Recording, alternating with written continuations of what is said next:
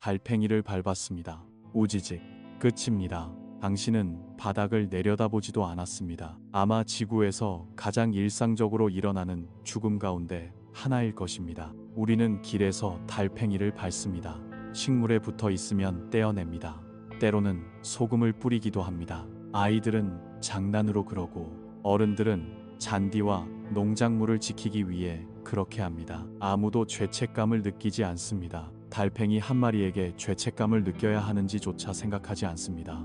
그저 달팽이일 뿐이니까요. 느리고 끈적거리고 멍청해 보이며 때로는 해충으로 취급되는 생물입니다. 하지만 당신이 방금 밟아버린 생명은 이런 존재였습니다. 입속에 수천 개의 미세한 이빨을 가진 생물, 접착제와 윤활유의 역할을 동시에 하는 점액을 만드는 생물, 인간이 만든 어떤 물질도 아직 완벽하게 재현하지 못한 기능을 가진 생물, 로그 나선의 원리를 따라 자신의 몸 위에 건축물과 같은 껍데기를 만드는 생물, 그리고 짝짓기 전에 상대에게 칼슘으로 만든 화살을 쏘는 생물입니다. 우지직.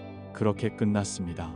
이제 우리가 가장 불쾌하게 생각하는 것부터 살펴보겠습니다. 달팽이의 점액입니다. 우리는 달팽이 점액을 더러운 것으로 생각합니다. 길 위에 남은 끈적한 흔적, 나무십 위에 그어진 축축한 선, 손에 묻으면 당장 씻어 버리고 싶은 미끈거리는 물질입니다.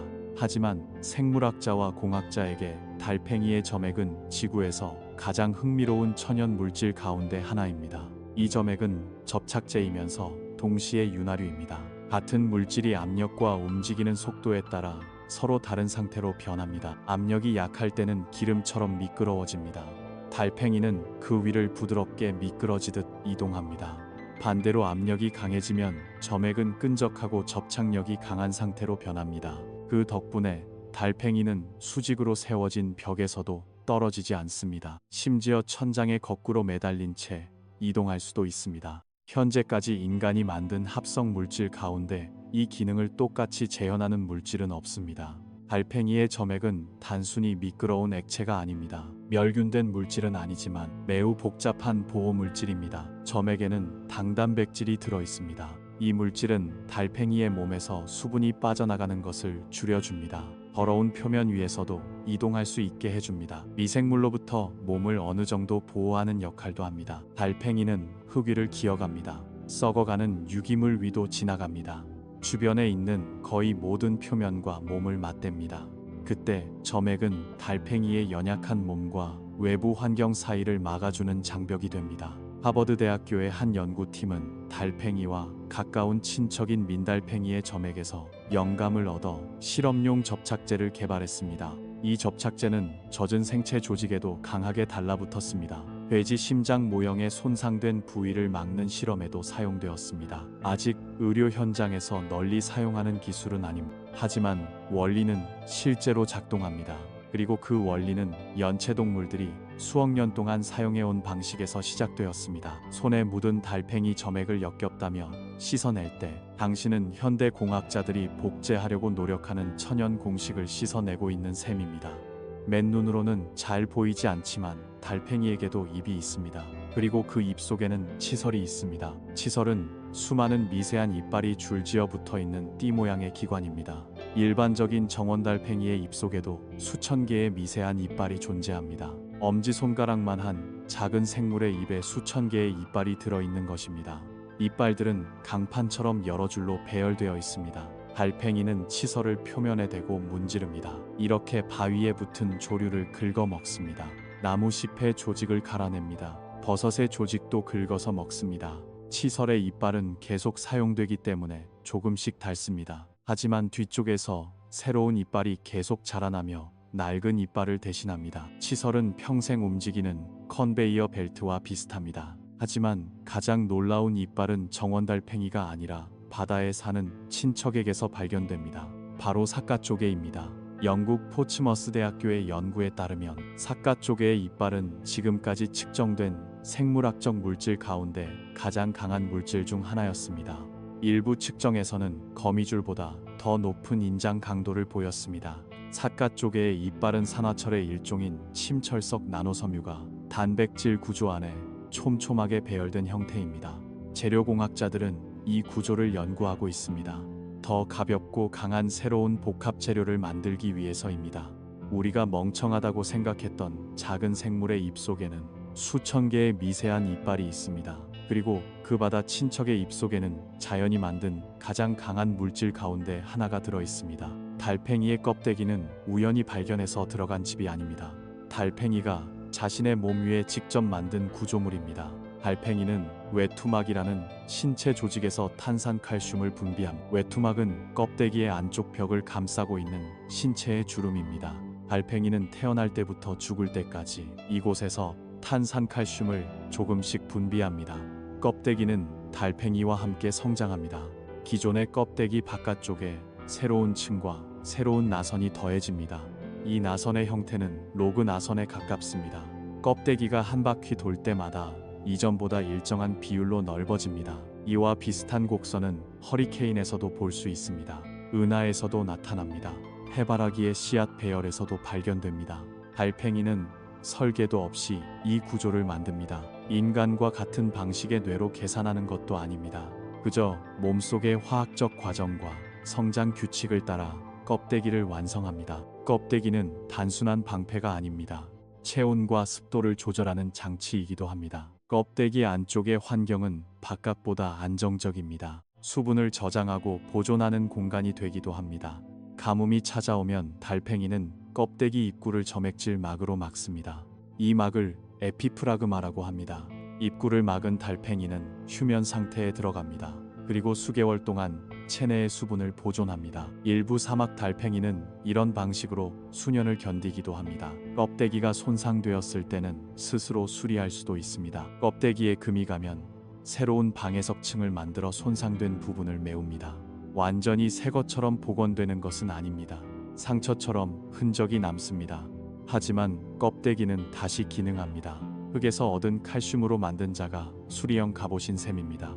달팽이의 몸 구조에는 알아둘 만한 특징이 더 있습니다. 우리가 달팽이의 발이라고 부르는 부분은 다리와 같은 기관이 아닙니다. 몸 아래쪽 전체를 차지하는 거대한 근육 덩어리입니다. 달팽이의 아랫면 전체가 하나의 커다란 근육처럼 움직입니다. 이 근육은 물결이 지나가듯 순서대로 수축합니다. 수축의 파동은 꼬리 쪽에서 머리 쪽으로 이동합니다. 이 파동이 달팽이의 몸을 앞으로 밀어냅니다. 정원 달팽이의 이동 속도는 매우 느립니다. 1시간에 약 50m 정도 이동하는 경우도 있습니다. 분명 빠르지는 않습니다. 하지만 이 이동 방식은 거의 모든 표면에서 작동합니다. 평평한 바닥에서도 움직입니다. 수직으로 세워진 벽에서도 이동합니다. 몸을 거꾸로 한 상태로 천장에서도 움직일 수 있습니다. 바퀴를 사용하는 차량 가운데 같은 일을 할 수 있는 것을 떠올려 보십시오. 달팽이의 머리에는 두 쌍의 촉수가 있습니다. 위쪽에 있는 긴 촉수 끝에는 눈이 있습니다. 아래쪽의 짧은 촉수는 주로 냄새와 맛을 감지합니다. 달팽이의 눈은 빛과 어둠을 구분할 수 있습니다. 하지만 선명한 이미지를 보는 능력은 부족합니다. 달팽이는 시각보다 냄새와 촉각에 의존하는 세계에서 살아갑니다. 달팽이의 번식 방식은 더욱 독특합니다. 대부분의 육지 달팽이는 자웅동체입니다. 한 개체가 수컷과 암컷의 생식기관을 모두 가지고 있습니다. 짝짓기를 할 때 두 개체는 서로 정포를 교환합니다. 그리고 두 개체 모두 알을 낳을 수 있습니다. 하지만 짝짓기가 시작되기 전 생물학자들이 수십 년 동안 연구해온 특별한 의식이 벌어집니다. 이른바 사랑의 화살입니다. 정원 달팽이를 포함한 여러 달팽이 종은 짝짓기 전에 상대에게 칼슘으로 만든 화살을 찌릅니다. 이 화살은 길이가 수 밀리미터에 이르는 뾰족한 침입니다. 한 개체가 찌르기도 하고 두 개체가 서로에게 찌르기도 합니다. 화살은 상대의 몸속으로 들어갑니다. 하지만 이것은 정자를 전달하는 수정행위가 아님, 화살을 통해 전달되는 물질은 이후에 들어올 정자의 생존 가능성을 높이는 방향으로 상대의 생리 반응을 바꿉니다. 말 그대로 달팽이는 번식 성공률을 높이기 위해 짝에게 화살을 쏘는 것입니다. 비유가 아닙니다. 짝짓기 전에 실제 칼슘 화살을 찌릅니다. 사람들은 흔히 달팽이에게 뇌가 없다고 말합니다. 너무 자주 반복되는 말이라 아무도 확인하지 않는 경우가 많습니다. 달팽이는 인간과 같은 뇌를 가지고 있지는 않습니다. 하지만 여러 개의 신경절로 구성된 신경계를 가지고 있습니다. 신경절은 신경세포가 모여있는 구조입니다. 기능적으로는 뇌와 비슷한 역할을 합니다. 대뇌 피질이나 소뇌 같은 기관은 없습니다. 그럼에도 달팽이가 학습하기에는 충분합니다. 실험에 따르면 달팽이는 단순한 조건 학습을 할 수 있습니다. 불쾌한 자극을 기억하고 피하기도 합니다. 특정 환경이나 먹이에 대한 선호도 형성합니다. 흔연 못달팽이로 알려진 림네아 스타그날리스는 신경생물학의 대표적인 실험동물이 되었습니다. 신경계가 개별 신경세포를 추적할 수 있을 만큼 단순하면서도 학습 행동을 보일 만큼 충분히 복잡하기 때문입니다. 달팽이는 자신의 은신처로 돌아가는 귀소 행동도 보입니다. 정원달팽이를 원래 있던 장소에서 약 20m 떨어진 곳으로 옮겨도 일부는 다시 돌아오는 길을 찾아냅니다. 그 방법은 점액에 남겨진 화학적 흔적과 관련이 있는 것으로 추정됩니다. 달팽이는 이동하면서 길 위에 화학적 지도를 남깁니다. 그리고 나중에 그 길을 따라 돌아오는 것입니다. 달팽이에게는 수면 패턴도 있습니다. 사람처럼 매일 밤 오랫동안 계속 자는 형태는 아닙니다. 짧은 잠을 여러 번 자고 그 뒤에 긴 시간 동안 깨어있는 주기가 반복됩니다. 림네아를 관찰한 연구에서는 짧은 잠을 약 7차례 반복한 뒤 약 30시간 동안 활동하는 주기가 기록되기도 했습니다. 이제 가장 중요한 질문을 해보겠습니다. 달팽이는 도대체 무엇을 위해 존재할까요? 답은 간단합니다. 달팽이는 세상을 재활용합니다. 달팽이는 육상 생태계의 중요한 분해자 가운데 하나입니다. 죽은 식물 조직을 먹습니다. 땅에 떨어진 낙엽을 먹습니다. 썩어가는 나무와 버섯도 먹습니다. 유기물을 잘게 처리하고 그 안의 영양분이 다시 토양으로 돌아가게 합니다. 분해자가 없다면 죽은 생물의 잔해가 계속 쌓이게 됩니다. 토양은 점점 가난해집니다. 영양분의 순환도 느려집니다. 하지만 달팽이의 역할은 여기서 끝나지 않습니다. 달팽이는 칼슘 순환에서도 중요한 역할을 합니다. 달팽이 껍데기는 탄산칼슘으로 이루어진 저장고입니다. 달팽이가 죽으면 껍데기가 서서히 분해됩니다. 그리고 껍데기 속 칼슘이 토양으로 돌아갑니다. 그 칼슘은 식물이 이용합니다. 다른 연체동물도 이용합니다.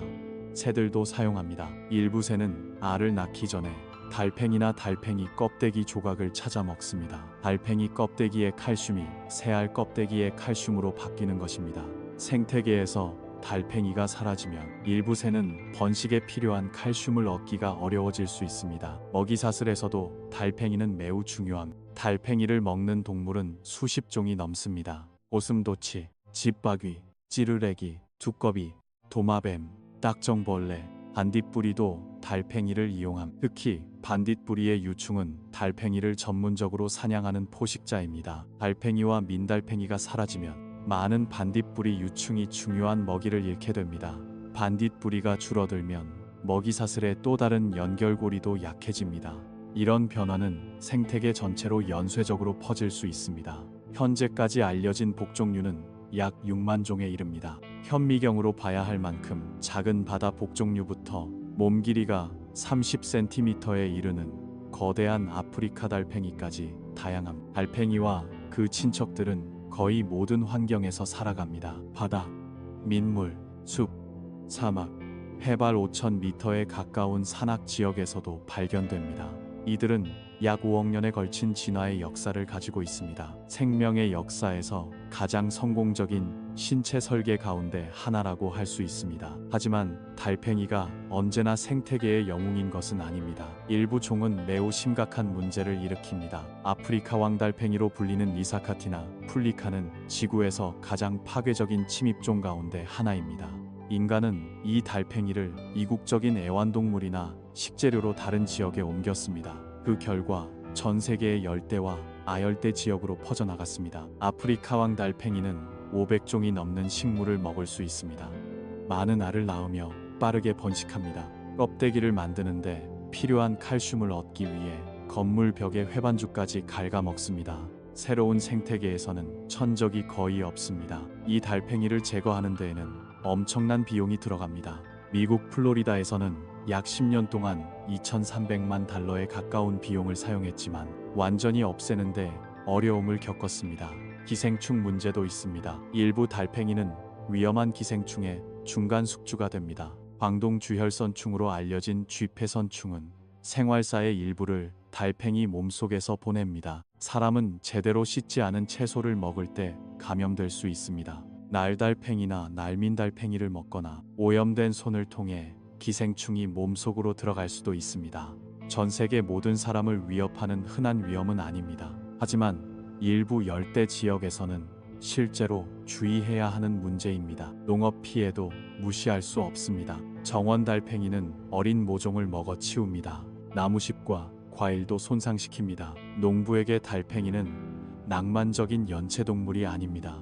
농작물을 갉아먹는 작은 기계처럼 느껴질 수 있습니다. 하지만 여기에는 중요한 사실이 있습니다. 이 문제들의 상당 부분은 인간의 행동으로 더욱 커졌습니다. 침입종을 새로운 지역으로 옮긴 것은 인간임. 기생충 감염의 확산은 훼손되고 변화된 생태계와 연결되어 있습니다. 달팽이의 천적을 제거한 농경지에서는 달팽이 피해가 더욱 심해집니다. 달팽이가 스스로 문제가 된 것이 아닙니다. 인간이 달팽이를 문제가 되는 환경 속으로 옮긴 것입니다.